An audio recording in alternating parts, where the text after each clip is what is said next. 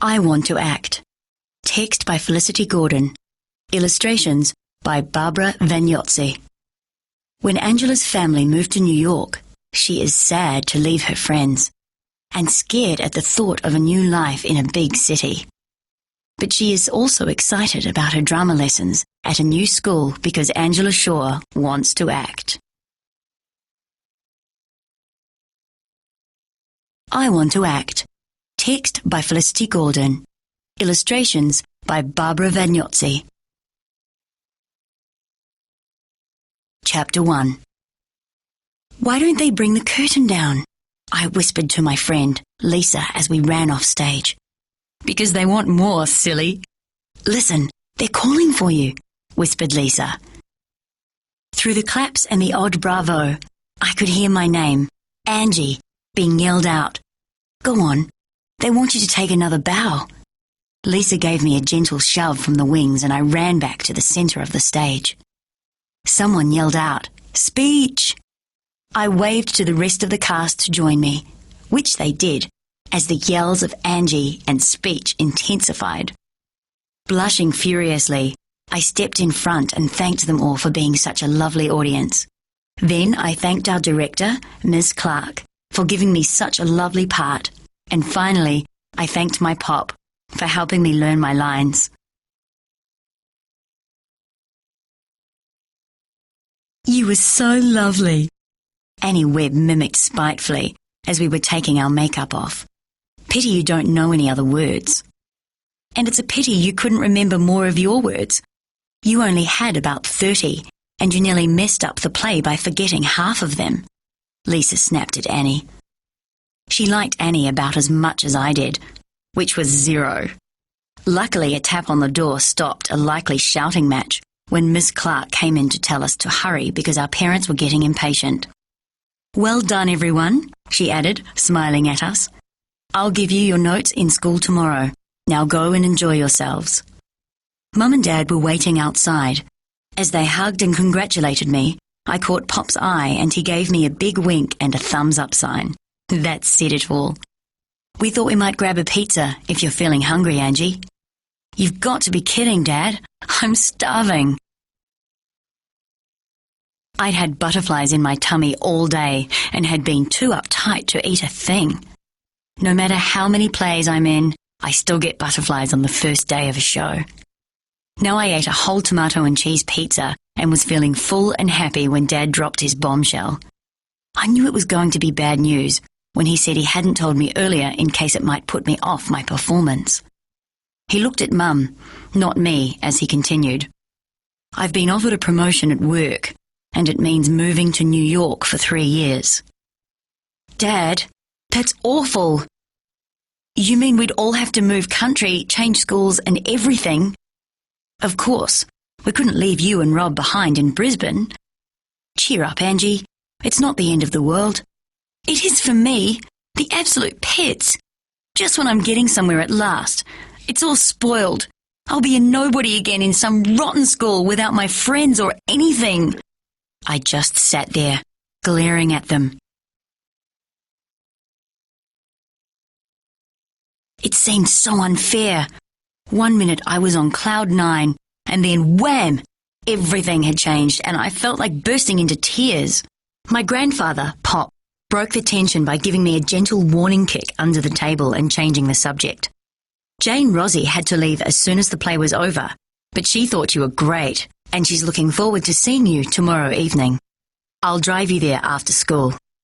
Thanks, Pop. That cheered me up a bit.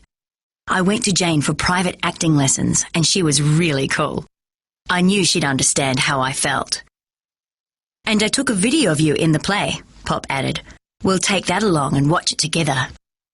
Better and better, especially when Mum said we wouldn't be moving for at least 6 weeks. And I could keep up my drama classes until we left. I felt a bit mean about my outburst over Dad's news, so I was Miss Nice Girl for the rest of the evening.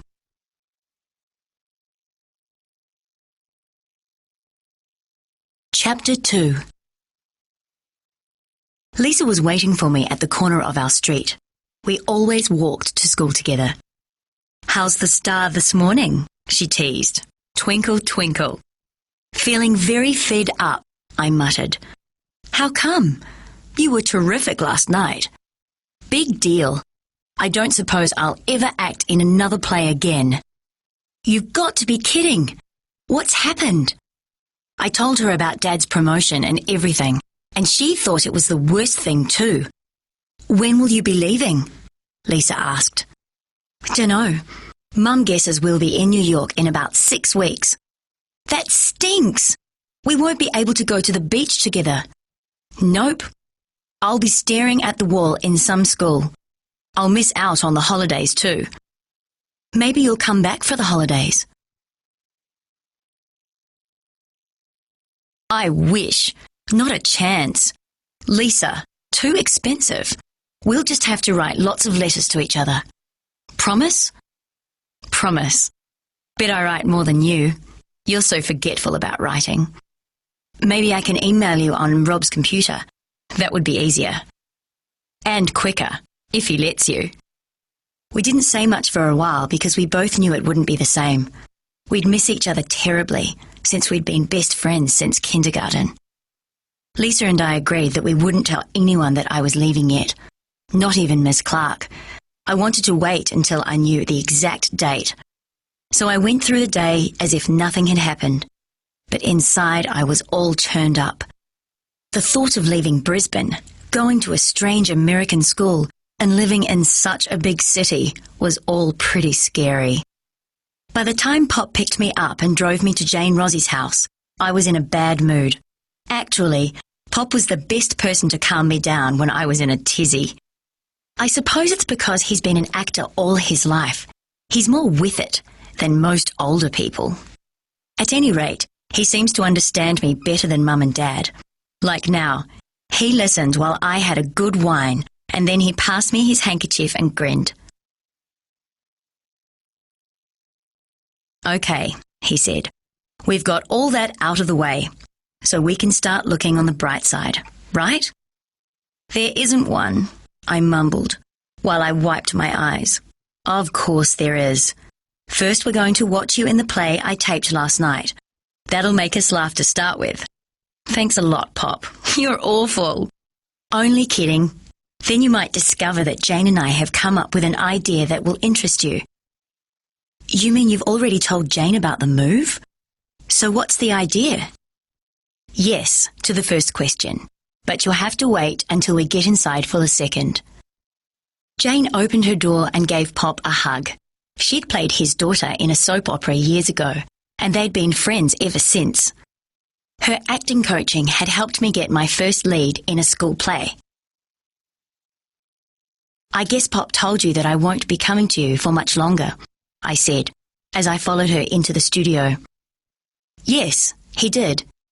And although I'm sorry you're going away, I think it could be a great opportunity for you. How come? I hate the thought of going to a new school in New York. That chance I'll have of getting a part in their plays. That's where you're wrong. They have acting schools in New York that combine a general education with a full drama course. Subjects like science, English and maths in the morning and diction, improvisation, mime and so on in the afternoon. Wow! I didn't know places like that existed. I thought you had to be 17 before you could audition for a drama school. That applies at most places around here, but there are several such schools in New York, all geared to training young hopefuls for the professional theatre. Do they have much of a success rate? Pop asked. I don't know. The standard varies a lot. Some have turned out students who have since become household names. Unreal! Wouldn't it be cool if I could get into one of those? What would I have to do, Pop? Jane says she'll get a list of possible schools from the internet. That's great. Thank you, Jane.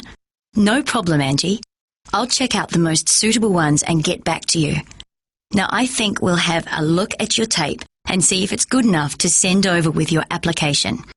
If it is, maybe you won't have to audition. Watching the tape was a bit embarrassing for me, with my face glaring out from the screen. Ugh. Pop had taken lots of close-ups of me during the play.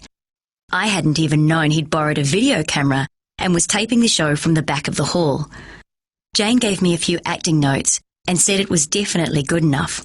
We could send an edited version to New York if necessary, after she'd cut out the boring bits and Pop's occasional wobbles on the camera. I went home feeling much happier than the miserable old grouch Pop had picked up 2 hours ago. Now I had to persuade Mum and Dad that acting schools in New York were terrific.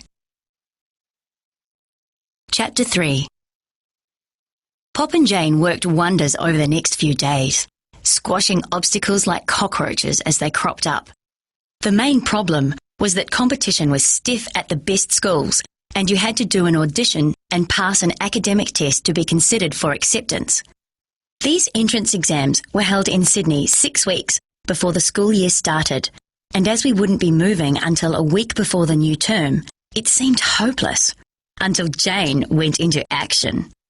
Jane explained the situation to the principal of the Maloney Elliott Drama School, our favourite choice, as it had a good reputation and was fairly near where we would be living. The principal said that I could put my audition on an internet site for them to download. They would email the audition instruction sheet to Jane and post the written exam questions. I just had to find a teacher at school who would supervise that part of the entrance test. It was a real buzz watching Jane's printer spit out the audition details. I had to do a set piece.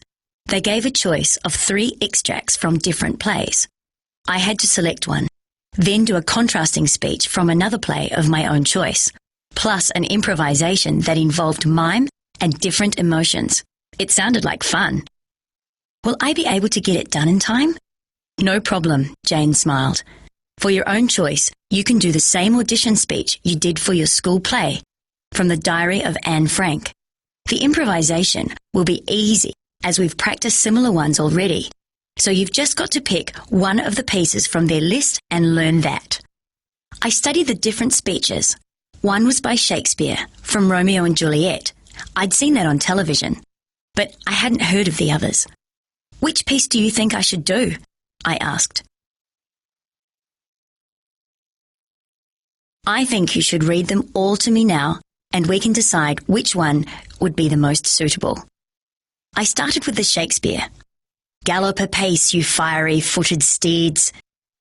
I didn't understand all those funny old-fashioned words at all, so that was a no-no. The second piece was too long, so we decided on the third. It was an excerpt from a new comedy that Jane thought really suited me, and it would be a good contrast to my Anne Frank speech. Try and learn the lines by your next class, Angie, so we can really work on it. In fact, you can start now. I want a word with your grandfather, she said, as Pop poked his head around the door. I usually hate it when grown-ups get you out of the way so they can talk about you. This time, I didn't mind, because I knew they were both on my side. Pop was paying for my classes, and I guessed I'd need some extra coaching to get the audition tape ready in time. Did she tell you about the acting school and everything? I asked as he started the car 15 minutes later. Yep, that and a long list of instructions for me. Like what, Pop? Like making sure you learn your lines and do your homework so that you pass your entrance exam. I must remember to get your mum to ask Miss Clark if she'll supervise that part of the test. Thanks, Pop. Have you sold the idea of me going to an acting school to Mum and Dad yet? Nearly. He waved the email the school had sent. This will help, and the fact that your brother Rob is kicking up such a fuss about leaving Brisbane, that they're relieved you've changed your mind about going. Providing I pass the tests and get in. You will, Angie. I'll make sure of that. Pop kept his promise and worked on the new speech with me until I knew the words backwards. He took me to extra acting classes with Jane and helped her to get my audition tape together. They were pleased with the end result, especially after they'd added a short clip of me in the school play. Now I had my fingers crossed that the principal of the Maloney Elliott Drama School would like it as much as we did. She'd sent us a coloured brochure of her school, and even Mum and Dad were impressed, particularly with a list of academic teachers and their qualifications. I was more interested in the acting staff and the subjects they taught. Limbering and movement, mime and gesture, radio and television technique, to name just a few. Great! I'd enjoy getting stuck into those classes. I wasn't so happy to see the sealed envelope marked exam questions that they'd posted with instructions for Mum to give it to my teacher. I needn't have worried. The dreaded exam turned out to be a breeze, and Miss Clark was very encouraging. She had to send my papers back to New York to be marked, but she quickly checked my answers and thought I would pass. Now I just had to be patient and hope the school accepted me. I hadn't a clue what I'd do if they failed my audition. They'd better not. Chapter 4. Green light! Go, go, go! That's what it was like in our house over the next few weeks. Crazy! Packing, arranging, sorting, more packing, storing and throwing things out. Somehow everything that had to be done was done, and we left for New York on time. I wasn't sure if I felt sad, excited or scared. Maybe a mixture of all three. Sad because I was going to miss Lisa and Pop like crazy. Very excited that I had passed my audition and was about to be a student at a top acting school. And a bit scared at the thought of living in a strange country where I didn't know anyone. Pop and Lisa saw us off. It took Pop ages to find the right terminal and park, so we just had time for a quick hug at the departure gates.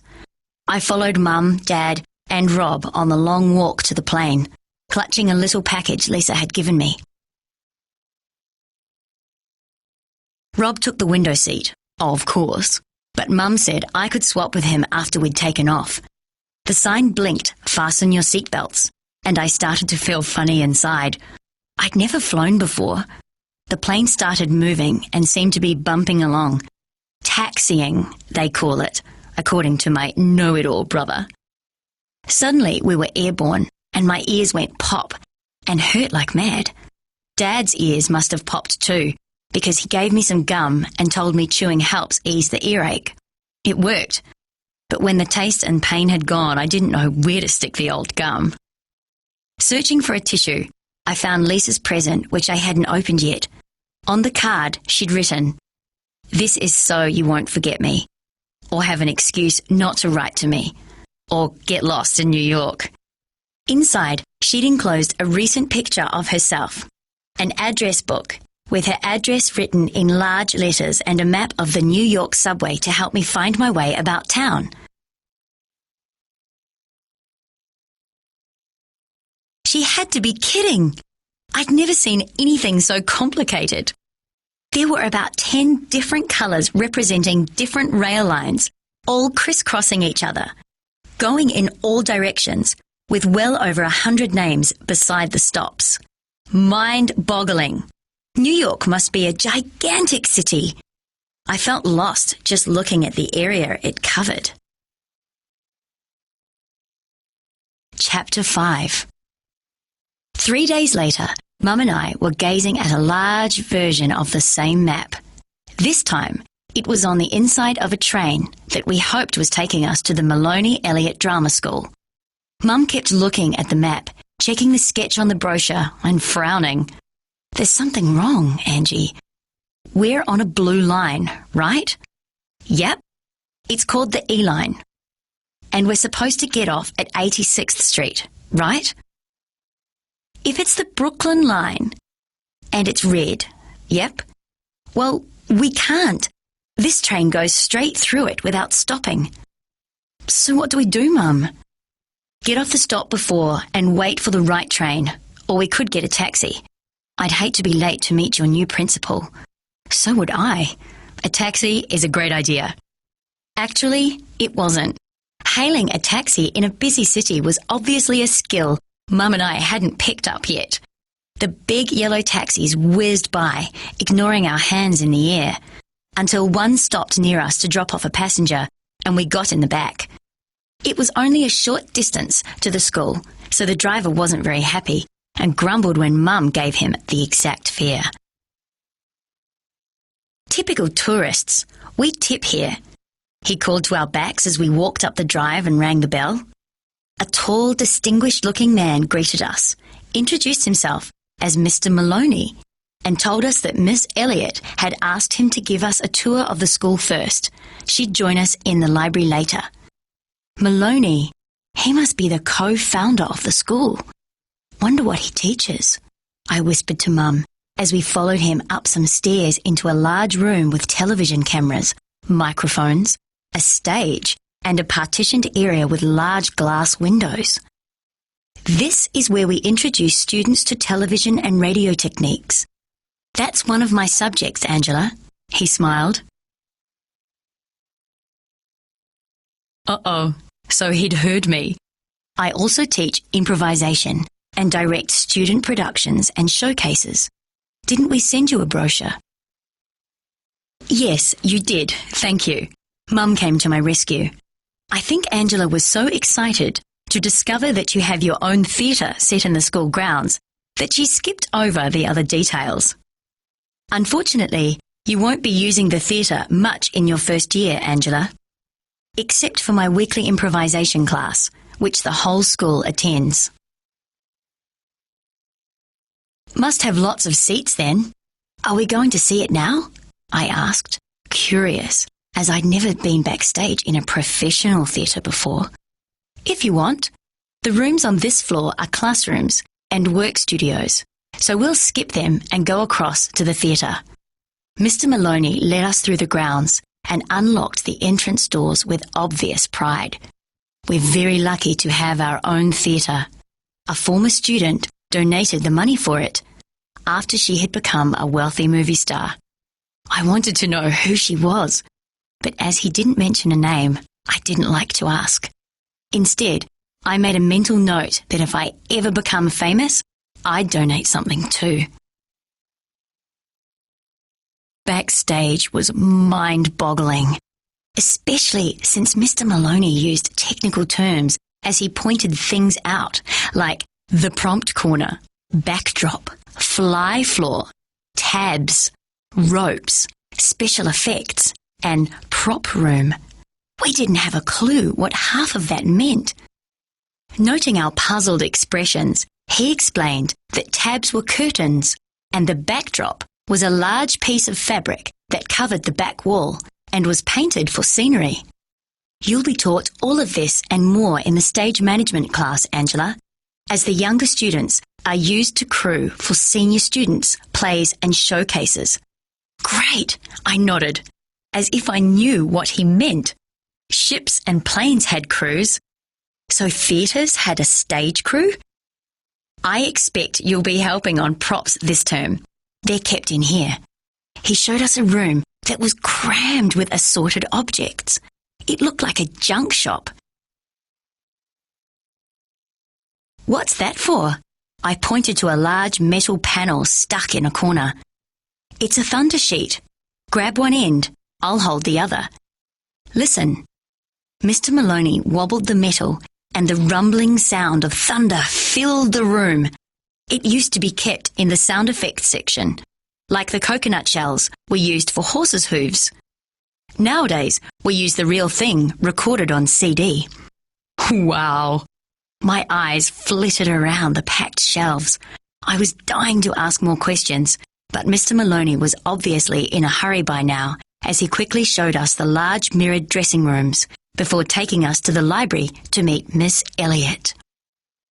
She was an imposing figure, wearing a stylish outfit, heavy makeup, and several rings which flashed as she shook our hands.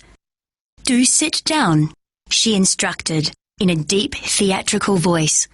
"So glad you were able to come in today. I felt it was important to have an informal chat and clarify a few points before term starts next Monday. I expect you, Mrs. Shaw, were anxious to see where your daughter would be studying." Definitely, Mum agreed. Mr. Maloney's tour was a real eye-opener. I think Angela is lucky to have been accepted into your school without a personal interview. We did make an exception for Angela, Miss Elliott explained. Her audition was very impressive, but as I mentioned on the phone, all new students are on trial for their first term in case we discover that they don't have the talent to make drama training worthwhile. However, I don't think that will be a problem for you, Angela, she added. She must have noticed my worried look. Mum hadn't told me about that. They discussed the clothes I'd need, like a leotard and tights for limbering and dancing, blue uniform pants and shirt for the classes and a school jacket and hat. Mr. Maloney pointed out the pictures of ex-students covering the walls. I felt excited when I recognised lots of the faces and realised that all of them had once been students on probation like me. We left the school clutching Miss Elliott's explicit directions and got home in record time. Just as well, as the phone started ringing as we opened the door. It was Pop, wanting to know what the school was like. Fantastic! The theatre is something else. Principal Elliott's a bit of a pain, not as friendly as Jane Rossi. But Mr. Maloney, one of the teachers, seemed cool. I babbled on until Pop interrupted me. Give Miss Elliott a chance, Angie. I bet she's an excellent teacher. Maybe, but she said I would be thrown out if I'm not good enough. Most acting schools do that in case pupils have fluked a good audition. If they can't cope once they're admitted, they would be wasting their parents' money by continuing. It's a scary thought, Pop. Bah, Angie, just remember our pact.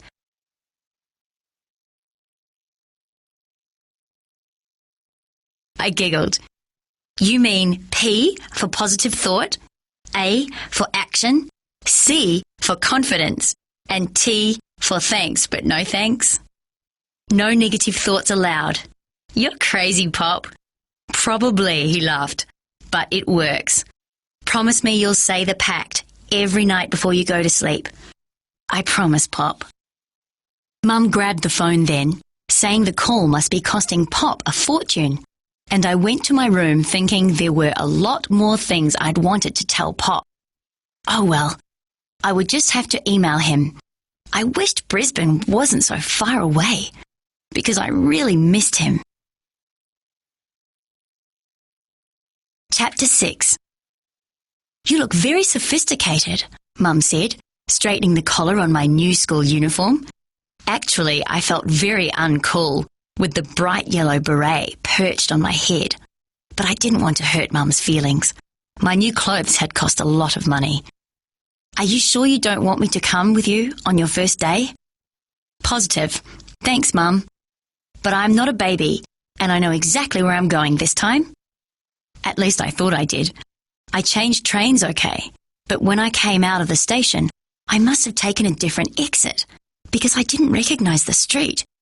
Excuse me, can you tell me what street this is?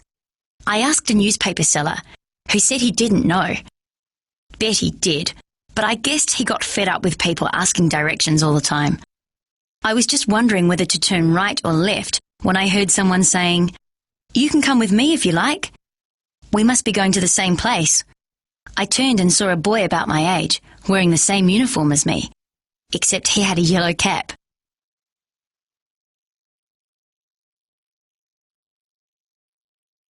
Thanks, I haven't a clue where I am. I'm new. So am I. We must be in the same class. My name's Sam White. What's yours? Angela Shaw. Most people call me Angie. Right, Angie, let's hurry. I wouldn't like to upset Miss Elliott by being late. I bet she's hard as nails under all the makeup. I agreed, pleased he'd had the same impression as me. How about those false eyelashes? Did she wear them at your audition? Yep. Bit gross at 10 o'clock in the morning. We both laughed and chatted easily for the rest of the way. It was great arriving with someone, rather than hanging around alone and waiting to be told where to go. Sam and I were shown into a classroom with 16 other new students, 10 girls and 8 boys, including us, all wearing blue uniforms. I later discovered that the seniors wore red ones. They looked yucky under yellow blazers, but I suppose it helped the teachers to tell us apart. We were all given schedules. I skipped over the usual school subjects and checked out the afternoon acting sessions. Today we had diction, movement, play reading and dialects. "What's that exactly?" I asked Sam. "Does it mean accents like English and French?" "Sort of," he answered, though I think dialect means a regional or local accent, like Southern or Midwestern. Some people say I have an accent since I grew up in the Bronx, but I think everyone else does. "I've had people ask about my accent too," I giggled. "Some people don't even know where Australia is." "Tell you what, I'll teach you to talk like a New Yorker if you teach me to talk like an Australian. That a deal, pal?" "Sure thing, mate. You've got a deal," I grinned. The morning lessons were pretty boring. So was diction. All those breathing exercises and vowel sounds. Movement was fun though. Miss Graham, the teacher, would call out different animals like a dog, cat, rabbit and chimpanzee, and we had to pretend to be those animals. The cat was the easiest for me. I imagined I was Pushkin, Pop's Persian cat. I slunk around the room having a ball until Miss Graham told the rest of the class to copy my movements, as they were very realistic. That was a bit embarrassing. Then we got into pairs for mirrored movement. You had to copy your partner's actions while Miss Graham called out different emotions.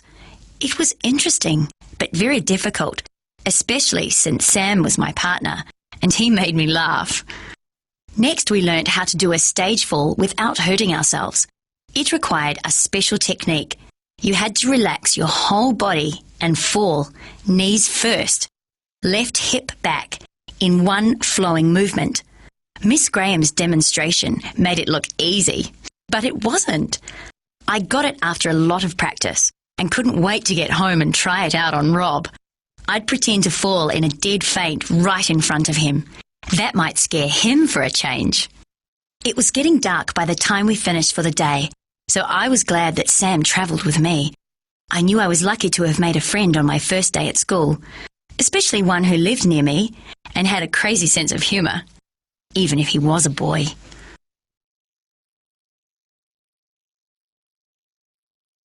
Chapter 7. Dear Lisa, of course you're still my best friend, but I think you'd like Sam too. He's not annoying like the boys in our old class. I can't believe I've been here 7 weeks and only emailed you once. Sorry. Thanks for your letters. I've started lots to you.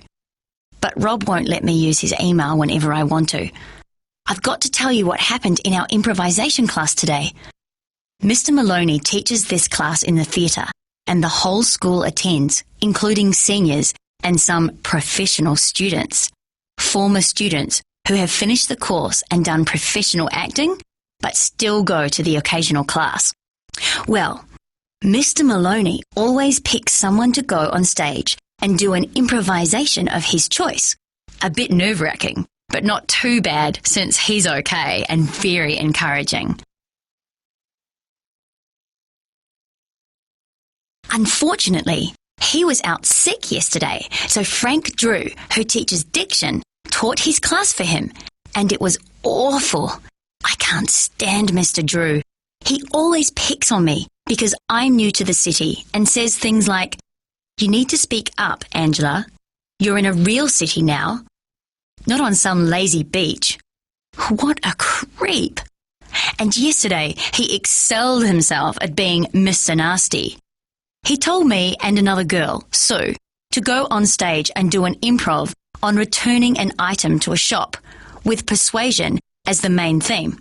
I was okay until he added sarcastically, "And let's hope we can hear what you're saying for a change, Angela," in front of all those critical students.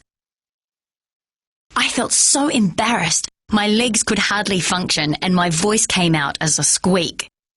I suppose I had a very bad case of stage fright as I stood on the stage, saying and doing nothing. Sue was chatting away, trying to cover up for me, but it didn't work. After a while, Mr. Drew told Sue to return to her seat while he tried to find out how someone as untalented as me had been accepted into the school. Big creep. I was so angry. There was a long silence, and then Sam yelled out, "You should have seen her being a cat. She was awesome." Mr. Drew gave a heavy sigh, glared at me, and said, "All right, Angela, you may show us a quick version of a day in a cat's life." Well, Lisa, something made me break through my wall of shyness. Anger, probably. Anyway, I lost my nerves as I snapped back. Cats sleep most of the day. Their fun starts when it gets dark. Then I gave a cat's hiss and proceeded to wash myself, very slowly and deliberately. After that, I chased and caught an imaginary mouse. I did all sorts of antics I'd seen Pushkin do, finishing up by doing a forward paw stretch, and then I curled myself around, closed my eyes, and purred loudly. Everyone, except Mr. Drew, who looked like he'd just swallowed something nasty, laughed and clapped, and after the class, one of the professional students, Emma, stopped me to say how much she'd enjoyed my cat act. Mum just told me to turn off the computer and go to bed. It's late, so I suppose I'd better stop. Anyway, I'm worn out after all that prancing around. Miss you heaps. Lots of love, Angie. P.S. Write soon. Chapter 8. Sam, Sue and I were having lunch in the playground when a senior came over to us and said that Miss Elliot wanted to see me in her office. I nearly choked on my sandwich. She's going to kick me out. Marie was told that if she didn't improve, she'd be out next term. Don't be such a drama queen, Sam grinned. You're one of the best in our class. Miss Elliot wouldn't chuck you out. Maybe Mr. Drew's whined to her about yesterday's improv class, Sue suggested. Wouldn't be surprised, I agreed. Do you know what he said to me? Something sarcastic, I bet. Sam couldn't stand Mr. Drew either. Yep, there's more to acting, Angela, than being able to impersonate a cat. As if he'd know, Sam sniggered. I heard he only took up teaching because he couldn't make it as an actor. Sue, who's a bit of a worrywart, checked her watch. Whatever she wants, Angie. I don't reckon you should keep her waiting. She was right. Seconds later, having taken a few deep breaths and murmured, "packed," to myself, I was knocking on Miss Elliot's door. Although she called out, "Come in," she was talking on the phone as I entered, and I heard her say, "I'm seeing Angela now, but I wanted to talk to you first. Thank you, Mrs. Shaw. Goodbye." Goodness, she was talking to my mother. Why? Miss Elliot hung up and turned to me. "Do sit down, Angela. I hear you gave quite a performance yesterday afternoon." Uh-oh, trouble. She knows. Emma was very impressed, and she's just come up with an interesting suggestion. How would you like to understudy the cat in the pantomime Dick Whittington? I gather you'd also be playing the role for some matinees, as minors can only do so many performances a week.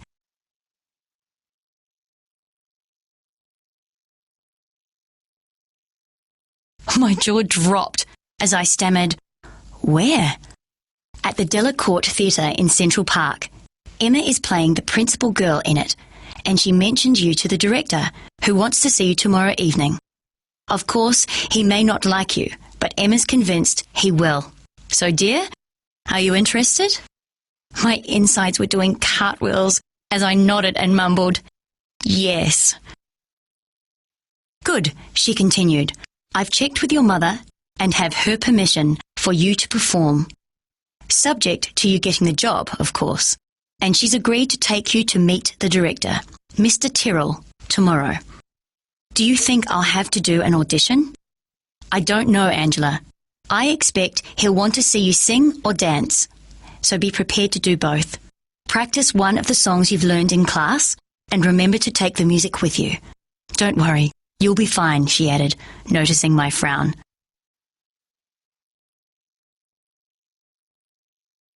Now you'd better run along to class and good luck tomorrow. Sam was waiting for me outside and was as amazed as me when I told him the good news. Don't breathe a word to anyone until I know I've got it. I promise, Sam grinned. Just imagine Mr. Drew's face when he discovers you've landed a part in a professional show in your first term.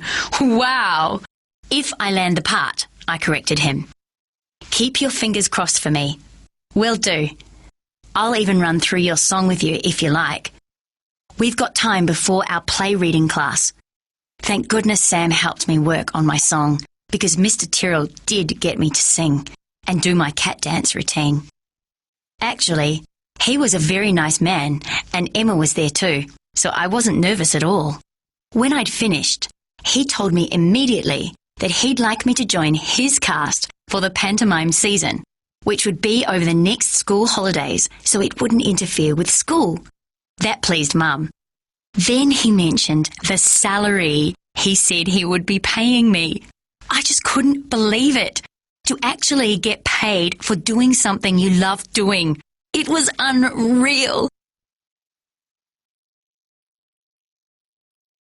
I didn't know who to tell first, Pop, Lisa or Sam. Pop won, because if it hadn't been for him, I wouldn't have learnt to act in the first place.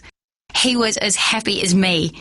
His chuckles boomed through the phone as he said, "Well, I can't miss seeing my granddaughter in her first professional role. I suppose I'm coming to New York soon, aren't I?" "You sure are, Pop."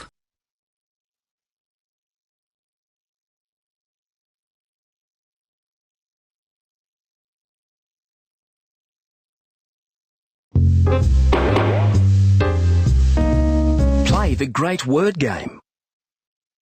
Play against the computer or against another person. Write your name and click Next. Guess 5 words from I want to act. What's the word?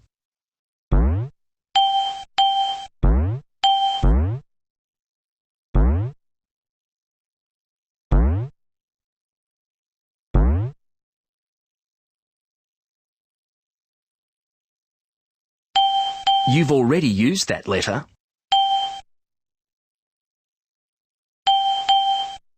Yes, you got it. The word was butterflies.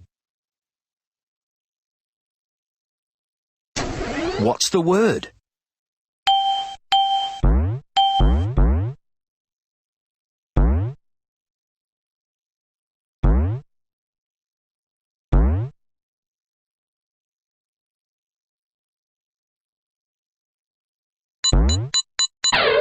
Oops.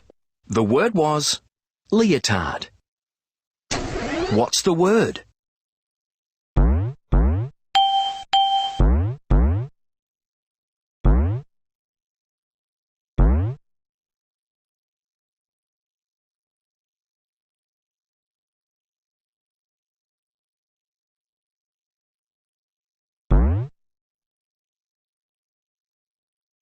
You've already used that letter.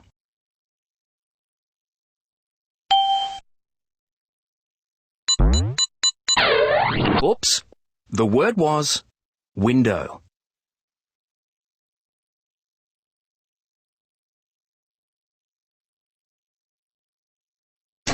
What's the word?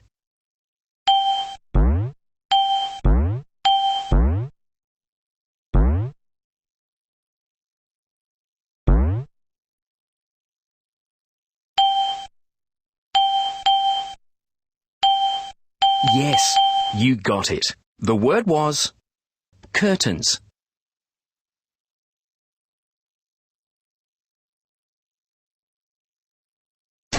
What's the word?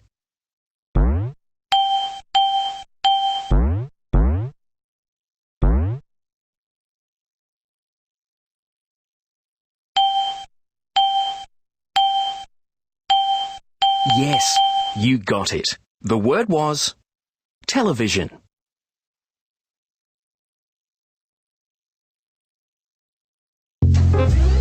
Great word work. Click Print to print your results or play again.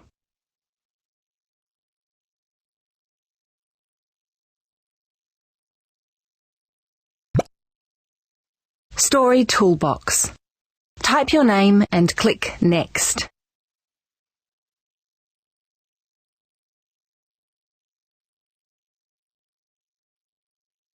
Create a new story. Have fun clicking on the buttons. Then drag items onto the board to make a picture. Type or write your story underneath the picture. Click Next to make another page or click Finish to view your story.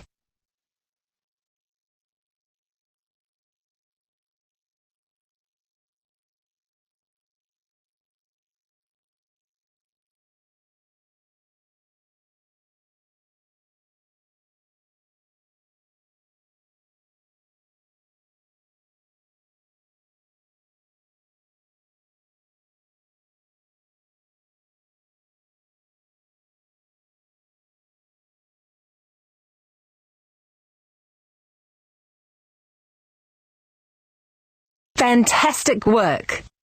Click Save to save your story, click Print to print your story, or click Start Again to make another story.